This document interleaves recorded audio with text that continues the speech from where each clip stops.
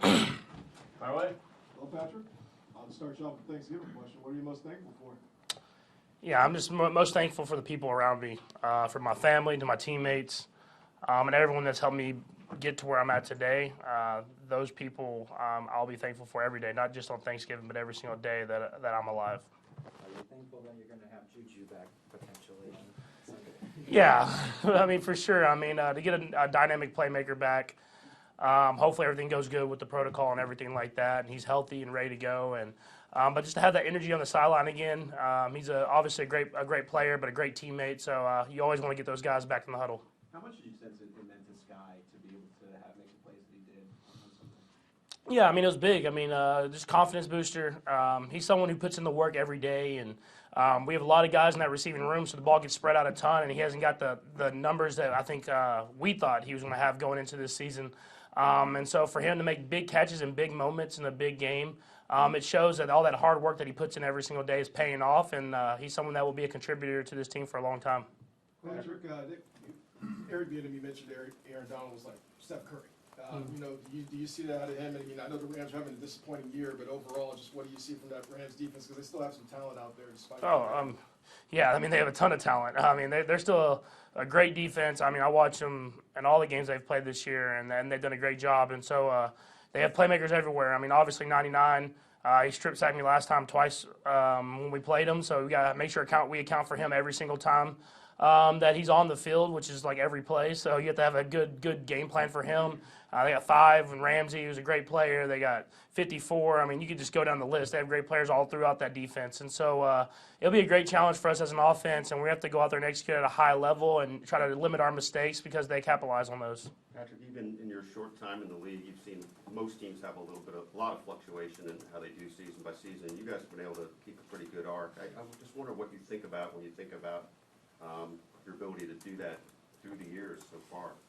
Yeah, I mean, in this league, everybody can beat everybody. I know everybody says that, but I mean, I truly believe it. I mean, every week, if you don't bring your best game, you can lose the football game. And so for us, we try to just maintain getting better every day. I mean, I preach it all the time. EB preaches it. Coach Reed preaches it. Is just how can you make yourself better today to impact yourself for the game? And so that's what we've done. And if you focus on that, you can just continue to get better and better as seasons go on, and then try to find ways to win football games, kind of like we did this last week. Do you feel like that is a sort of consistent thing you'd say over like even the last 5 years? I mean, that's part of the DNA of your success, or anything particularly else you would point to about the organization? Or yeah, no, that for sure. I mean, it starts off at the top, and I think if you look at our organization, everybody comes to work with the mindset of how can they make themselves better to make this organization better. And so Coach Reed, he's created that culture, the coaching staff, the players, everybody. I mean, everybody that's in this building is trying to do whatever they can every day to make this whole entire building better.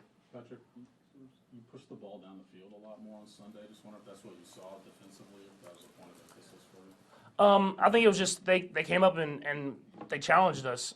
They played man coverage. Even when they were playing zones, they pressed their corners and tried to make sure that they were challenging us at the line of scrimmage, and it gave us opportunities to make some plays downfield. And I mean, that's something that I've always want to do, is throw the ball deep and give guys chances to make plays. And so I've learned to be patient and kind of take the stuff over the middle and the shorter passes. But if I have the opportunity to go for the deep shot, I'm going to make sure I maximize it. I don't get a lot of those anymore. Have you seen or maybe been waiting because you have been effective, being patient? Have you sort of been waiting for maybe it to reverse back in that manner? Yeah, I mean, I think it's, as the last few games, people have kind of played more man coverage and came up and been more physical with our receivers at the line of scrimmage, and it's a tribute to them. They're winning. They're getting downfield. They're winning on their routes, and giving me a chance to make some throws and let them make plays. And so I think it started maybe the Titans game or the Raiders game, kind of one of those games. They started playing more and more man coverage, and the Chargers did a good job of it for the most part, but we were able to make enough plays at the end of the game to win it.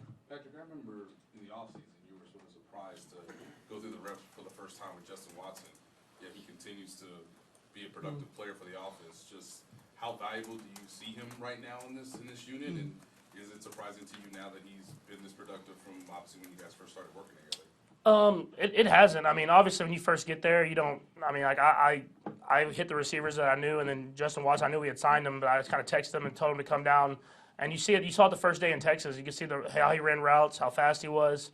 I knew he had a chance to make the team at that time, but we had a lot of competition in that room, and I think it kind of made him even better with the competition. And he accepted the challenge. He was helping other guys. He was getting reps in whenever he could in training camp. If the guy went down, he was the first guy to hop up. And I think that's proven to be why he's had so much success this season, is whenever guys have went down or he's had to hop in for a rep, he makes the most of it. And you have to have those guys, because when we have situations like we had this last game, he can be that guy to step up and make a lot of big plays for us. Patrick, it sounds like Bryce Perkins may get the start at quarterback for them this week. Just what do you remember about being a young quarterback in this league and some of the veterans kind of talking to you before and after the game, and what does it feel like to be in that position now? Yeah, I think the biggest thing is you got to rely on your coaches and the guys around you. I mean, that's the biggest thing that I remember is obviously you're going into a new environment. I mean, he's playing at Arrowhead. I was playing, I think, at Mile High my first start. You're going to a new environment. It's going to be a tough challenge for you. But how can you rely on what your coaches have taught you, your fundamentals, and your teammates around you to bring the best out of you? You've won 25 games in a row now, this team, or in the November, December games over the last few years. What is it about this time of year that gets you dialed in, that you like about this time of year? I think it's just we continue just to get better as the season goes on. I mean, at the beginning of the year, you're trying to find out who you are. You're trying to find out what are your best plays, what do you want to go to in those go-to moments. And as the season goes on, you figure that stuff out. And then the practice gets easier. So, Coach Reed, that might be it. I don't know. Patrick, 4 games this season, you guys have been trailing at halftime where you've come out the second half, you've been able to pull out the win. Can you point your finger on anything? Is there anything that's said at halftime, or what is it where you guys flip that switch and come out and pull it out? Yeah, I think, guys, we make adjustments. The coaching staff comes in. We make adjustments at halftime. We try to execute those things. We see the defense is doing against us as offense, and then the same vice versa what the offense is doing against our defense. And I think we do a great job of making adjustments, executing those, and guys have the mentality that we're going to find a way. And so you have to be a great second-half team in this league in order to win games. Every game's close in this league. I think everybody knows that. But hopefully we can try to get some leads going into halftime and make it a little easier on ourselves. That would help. Patrick, just to follow up on the practice getting easier, I mean, Indy is known for a brutal camp, and there are definitely some miserable days. Do you get the sense that guys enjoy coming to the building a little bit more in a sense later in the year just because of it being a little bit looser?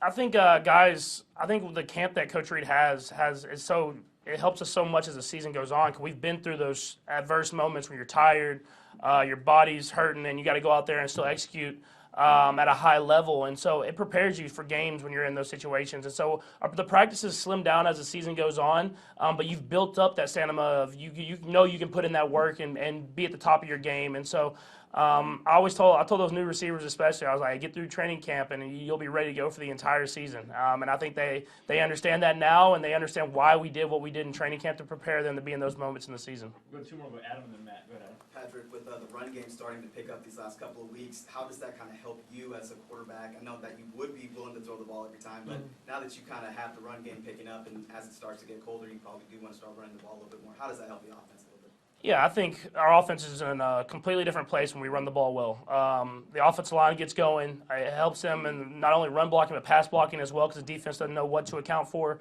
It helps open up play action and stuff like that. So, I mean, we run the football. I mean, if you look at our games, the games we have most success is when we run the ball well. And so you want to still be who we are and throw the ball when we need to, but being able to establish the run is huge. Any time of the year, I'm not really worried about the cold. I can throw it in the cold, I think. Patrick, the league's doing quite a bit to celebrate John Madden tomorrow for Thanksgiving. Just as a young player growing up, what did Madden mean to you? Yeah, he meant a ton, man. I mean, I got Madden the video game, like right when Madden the video game became it, which it still is. And so I played it all growing up, hearing his voice. I mean, it's ingrained in me now. And I watched a documentary this last year, and I'm doing the turducken this year. So I'm going to try it out. I'm not cooking it. I can't cook, but my chef's already preparing it and getting it ready to go. And I'll let y'all know next week how it is. Thank y'all.